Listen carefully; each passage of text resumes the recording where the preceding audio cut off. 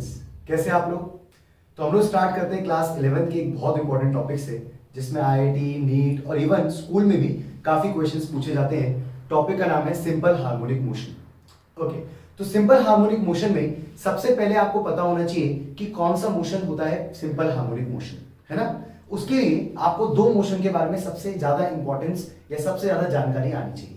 वो है periodic motion पहला, और पीरियोडिक मोशन की सब कैटेगरी है ऑसिलेटरी मोशन। तो व्हाट इज पीरियोडिक मोशन? एक ऐसा मोशन जो अपने आप को हर थोड़ी देर के बाद रिपीट करके दिखाए, एक पर्टिकुलर टाइम इंटरवल के बाद रिपीट करके दिखाए, ऐसा प्रकार का मोशन कहलाता है पीरियोडिक मोशन, है ना। मैंने डेफिनेशन पहले से लिखी हुई है, आप डेफिनेशन को पढ़ सकते हैं।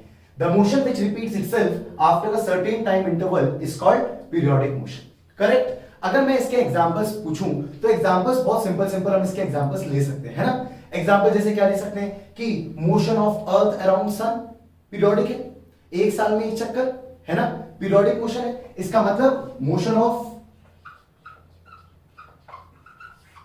अर्थ अराउंड सन, बेसिक एग्जांपल एकदम। और एक और बेसिक एग्जांपल है जो फिजिक्स में बहुत यूज होता है, that is the example of pendulum. Pendulum, simple pendulum. तो एक और एग्जांपल ले लेते हैं जो पीरियोडिक मोशन की कैटेगरी में लाया करता है, वो हो गया पेंडुलम। बहुत सारे एग्जांपल्स हो सकते हैं, लेकिन हम लोग अपनी केवल समझने के लिए दो एग्जांपल्स लेके चलते हैं, है ना। ठीक है, तो पीरियोडिक मोशन क्या होता है? जो अपने आप को एक पर्टिकुलर टाइम इंटरवल के बाद रिपीट करे, और उसके दो examples motion of the earth and also pendulum. Clear? यहां तक समझ में आया आपको? ठीक है। अगर इसके आगे बात की जाए तो बात आती है कि पीरियोडिक मोशन अगर अपने आप को एक पर्टिकुलर टाइम इंटरवल के बाद रिपीट करता है, तो वो पर्टिकुलर टाइम इंटरवल क्या होता है? वो पर्टिकुलर टाइम इंटरवल क्या होता है जिसमें मोशन अपने आप को रिपीट करके दिखाए दोबारा? तो वो पर्टिकुलर टाइम इंटरवल जिसके बाद मोशन रिपीट होता है, उसको हम लोग बोलते हैं टाइम पीरियड। क्या नाम देते हैं हम लोग? Time period. तो टाइम पीरियड क्या हो गया? The minimum time in which the motion repeats itself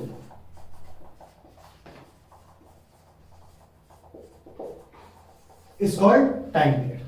जितने मिनिमम टाइम के अंदर मोशन अपने आप को रिपीट करके दिखाए, वो आपका कहलाएगा टाइम पीरियड। मेरी बातें समझ में आ रही हैं आपको? तो पीरियोडिक मोशन जब भी होगा, एक टाइम पीरियड का टर्म उसके अंदर जरूर होना चाहिए। हम टाइम पीरियड को रिप्रेजेंट कर सकते हैं कैपिटल टी से। यूजुअली हम इसको कैपिटल टी से रिप्रेजेंट भी करते हैं। अच्छा, मेरी बात अगर यहां तक आपको समझ में आ रही है, तो यहां पर मिनिमम वर्ड क्यों यूज किया जा रहा है? क्योंकि आप जानते हैं कि जरूरी नहीं है कि एक ही टाइम पीरियड के बाद मोशन रिपीट हो। दो टाइम पीरियड के बाद, 5 टाइम पीरियड के बाद भी मोशन रिपीट करेगा।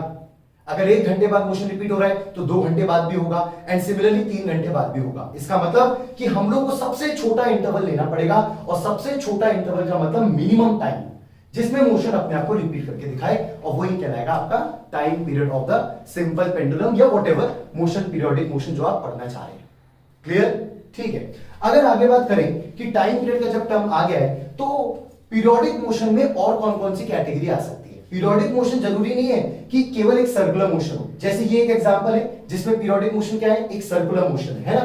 तो पीरियोडिक मोशन सर्कुलर भी हो सकता है, पीरियोडिक मोशन एक कर्व्ड मोशन भी हो सकता है। एक बॉल को लीजिए, यहां पे छोड़ दीजिए, ये ऐसे ऐसे करके क्या करने लगेगा? पीरियोडिक मोशन दिखाने लगेगा। और पीरियोडिक मोशन सीधी लाइन में भी हो सकता है, एक बॉल ऐसे ऐसे ऑसिलेट कर रही है या पीरियोडिक मोशन दिखा रही है, ये भी आपका एक पीरियोडिक मोशन है। तो circular motion, curved motion, rectilinear motion या स्ट्रेट लाइन मोशन, ये सब पीरियोडिक की कैटेगरी में आते हैं। बात समझ में आ रही है? तो पीरियोडिक मोशन, इसके एग्जांपल्स, टाइम पीरियड का बेसिक मतलब क्या होता है, और पीरियोडिक मोशन के अंदर कितनी सारी कैटेगरीज आ सकती हैं, वो सारी बात। अब जब पीरियोडिक मोशन को रिप्रेजेंट करने की बात आती है, सबसे इंपॉर्टेंट चीज ये है, जब पीरियोडिक मोशन को रिप्रेजेंट करने की बात आती है तो हम मैथमेटिक्स को यूज करते हैं। और मैथमेटिक्स को जब यूज किया जाता है तो we can represent periodic function as F of T. हम पीरियोडिक फंक्शन को एफ ऑफ टी के तौर पे रिप्रेजेंट कर सकते हैं। अगर इस फंक्शन का टाइम पीरियड है टी, इसका अगर टाइम पीरियड है, तो इसका मतलब कि एफ ऑफ टी में अगर मैं टी को जोड़ दूं तो फंक्शन सेम अपने आप को रिपीट करके दिखा देगा। इसका मतलब हर F of T plus T के बाद फंक्शन विल रिपीट इटसेल्फ, है ना। क्या 2t के बाद रिपीट करेगा? बिल्कुल करेगा। इसका मतलब F of T plus 2t के बाद भी रिपीट करेगा। एफ ऑफ 2t की जगह में अगर 3t लिखता तो भी अपने आप को फंक्शन रिपीट करता। मिनिमम टाइम कितना है? t। यही आपका कहलाएगा टाइम पीरियड। हम जो फंक्शंस यूज करते हैं पीरियोडिक मोशन को रिप्रेजेंट करने के लिए, वो हम फंक्शंस तो बहुत सारे हो सकते हैं। एल्जेब्रिक फंक्शंस हो सकते हैं, ट्रिग्नोमेट्रिक फंक्शंस हो सकते हैं। एल्जेब्रिक जैसे x का स्क्वायर, x का क्यूब, ये सब एल्जेब्रिक फंक्शंस हैं। ये भी हो सकते हैं हम जिसमें पीरियोडिक दिखाएं। और इसके अलावा हमारे पास ट्रिग्नोमेट्रिक फंक्शंस भी हो सकते हैं। बट ट्रिग्नोमेट्रिक फंक्शंस में भी साइन, कॉस, टेन, कॉट, सेक, कोसेक, ये कितने सारे फंक्शंस है ना। लेकिन हम लोग जो चैप्टर पढ़ते हैं तो हम जो मेजरली यूज करते हैं फंक्शंस, वो फंक्शंस होते हैं sine and cosine functions. Sine functions and cosine functions, ठीक है। तो हम जो पीरियोडिक फंक्शंस को रिप्रेजेंट करेंगे वो मेजरली इन तौर पे करेंगे, इनको यूज करते हुए करेंगे, साइन और कोसाइन को। अच्छा, क्या साइन पीरियोडिक होता है? बिल्कुल होता है। अगर मैं सिंपल सा साइन का रिप्रेजेंटेशन दिखाऊं ग्राफ का, तो साइन का ग्राफ कुछ इस प्रकार से होता है और इतनी देर के बाद ग्राफ दोबारा अपने आप को रिपीट करता है। ये कितना एंगल होता है? 2 पाई। 2 पाई मतलब 360 डिग्री।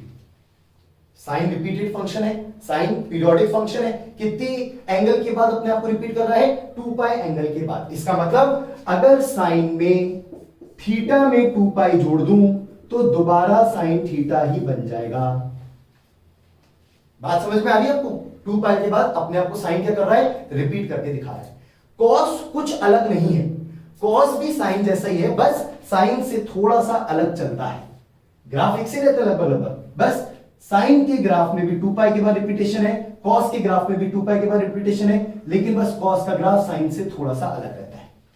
साइन 0 से स्टार्ट करता है, कॉस मैक्सिमम वैल्यू से स्टार्ट करता है ना। क्या इसका भी टाइम पीरियड 2 पाई है? बिल्कुल सही। मतलब इसका भी टाइम या इसका भी एंगल जितने के बाद ये रिपीट कर रहा है वो भी इसका 2 पाई ही है। क्या आपको ये वाली बात समझ में आ रही है? तो हमने क्या पढ़ा कि कोई भी फंक्शन हम यहां यूज कर सकते हैं। उस फंक्शन में मेजरली हम कौन यूज करेंगे? साइन और कोसाइन। साइन और कोसाइन फंक्शन में भी हम लोग को याद रखना है टाइम पीरियड्स क्या होते हैं, सॉरी एंगल कितने के बाद रिपीट करता है? 2 पाई एंगल के बाद और 2 पाई एंगल के बाद, चाहे साइन हो चाहे कोसाइन। बात समझ में आ रही है आपको? तो पीरियोडिक फंक्शन क्या होता है, टाइम पीरियड क्या होता है, फंक्शन को कैसे रिप्रेजेंट किया जाता है, और ऊपर से क्या साइन फंक्शन और कोसाइन फंक्शंस को यूज किया जाता है, ये आपकी इंपॉर्टेंट बात होती है। यहां साइन और कोसाइन फंक्शन को यूज करने के लिए हम लोग थोड़ा सा चेंजेस करते हैं। जब हम यहां यूज करते हैं साइन और कोसाइन फंक्शंस को, तो हम टाइम के टर्म्स में यूज करना चाहते हैं, है ना। हम एंगल के टर्म्स में थोड़ा यूज करना चाहते हैं, हम किसके टर्म्स में यूज करना चाहते हैं? टाइम के टर्म्स में। तो मैं जब साइन फंक्शन को यूज करता हूं तो मैं साइन को कुछ इस प्रकार से यूज करता हूं, साइन ओमेगा टी। सिमिलरली मैं जब कॉस को यूज करता हूं तो कॉस को भी इस तरीके से यूज करता हूं, कॉस ओमेगा टी। इंपॉर्टेंट चीज है, थीटा नहीं, ओमेगा टी, टाइम के टर्म्स में। मैंने बताया था एफ ऑफ टी है, एफ ऑफ थीटा नहीं है कि मैं एंगल के टर्म्स में लिख दूं। मैं इसलिए टाइम के टर्म्स में अपने साइन और कोसाइन को यूज करता हूं। अब अगर यहां से मैं एक काम करूं, 2 पाई को जोड़ दूं तो कोई फर्क पड़ना चाहिए? बिल्कुल नहीं पड़ना चाहिए। इसका मतलब 2 पाई के बाद भी ये यही बनेगा। सिमिलरली कॉस के अंदर भी 2 पाई अगर मैं जोड़ दूं तो कोई फर्क तो नहीं पड़ना चाहिए? बिल्कुल नहीं पड़ना चाहिए। अगर किसी भी इन दोनों में फंक्शन, मान लीजिए कॉस की बात करते हैं, इसमें अगर मैं ओमेगा कॉमन ले लूं तो कॉस में ओमेगा बाहर आ जाएगा और फंक्शन के अंदर क्या बच जाएगा? t plus 2 pi by omega. क्या आप इस फंक्शन को इस फंक्शन से कंपेयर कर पा रहे हैं? कर पा रहे हैं? अगर आप इन दोनों फंक्शंस को कंपेयर कर पा रहे हैं तो आपको समझ में आ रहा होगा कि time period he 2 pi by omega है। इसका मतलब टाइम पीरियड जब भी हमें लिखना है, हम टाइम पीरियड को ओमेगा के टर्म्स में लिख सकते हैं। और टाइम पीरियड किसके बराबर हो जाएगा? 2 पाई बाय ओमेगा के बराबर। वेरी इजी, आसान चल रहा है, एकदम आसान। अच्छा, टाइम पीरियड समझ में आ गया। ओमेगा का नाम ही सुन लीजिए। ओमेगा एंगुलर वेलोसिटी नहीं है जो रोटेशनल मोशन में आती थी, यहां ओमेगा है एंगुलर फ्रीक्वेंसी। ओमेगा का नाम बनता है यहां पर एंगुलर फ्रीक्वेंसी। क्लियर मेरी बात? ये वाली बात समझ में आई? ओमेगा क्या है? Angular frequency. और जब तुम्हें ओमेगा को हटाना है तो तुम टाइम के टर्म्स में उसको लिख सकते हो। तो टाइम पीरियड और ओमेगा का एक बेसिक सा रिलेशन, बहुत लोग बहुत अच्छी तरीके से इस बात को पहले से भी जानते थे, है ना। ठीक है, अगर टाइम पीरियड को हटाना हो और फ्रीक्वेंसी लिखनी हो, एंगुलर फ्रीक्वेंसी नहीं, केवल फ्रीक्वेंसी, तो फ्रीक्वेंसी होती है 1 अपॉन टाइम पीरियड। करेक्ट, जिसको हम हर्ट्ज में नापते हैं, काय में नापते हैं, हर्ट्ज, जो सेकंड का उल्टा होता है, सेकंड का इनवर्स। तो फ्रीक्वेंसी बन जाता है 1 बाय टाइम पीरियड, और 1 बाय टाइम पीरियड को अगर मैं लिखूं तो क्या ये बन जाएगा ओमेगा बाय 2 पाई। बिल्कुल सही। तो ये हो गया आपका रिजल्ट फ्रीक्वेंसी के टर्म्स में। तो पीरियोडिक मोशन क्या होता है, ये बात समझ में आई। टाइम पीरियड क्या होता है, ये वाली बात समझ में आई। फंक्शन को कैसे रिप्रेजेंट करना है F of T plus T के टर्म्स में, वो बात समझ में आई। फंक्शन कौन कौन से यूज करने हैं, साइन और कोसाइन, ये बात समझ में आई। इसके बाद हम साइन के अंदर ओमेगा टी यूज करते हैं और कॉस के अंदर भी ओमेगा टी यूज करते हैं। फिर टाइम पीरियड का फॉर्मूला क्या बनता है और फ्रीक्वेंसी का फॉर्मूला क्या बनता है। यहां तक आपको बात समझ में आनी चाहिए, क्योंकि ये हमारे लिए एक मेजरली इंपॉर्टेंट टॉपिक बनता है in terms of SHM. Correct. चलिए इसके आगे बढ़ते हैं हम अपने नेक्स्ट पार्ट में।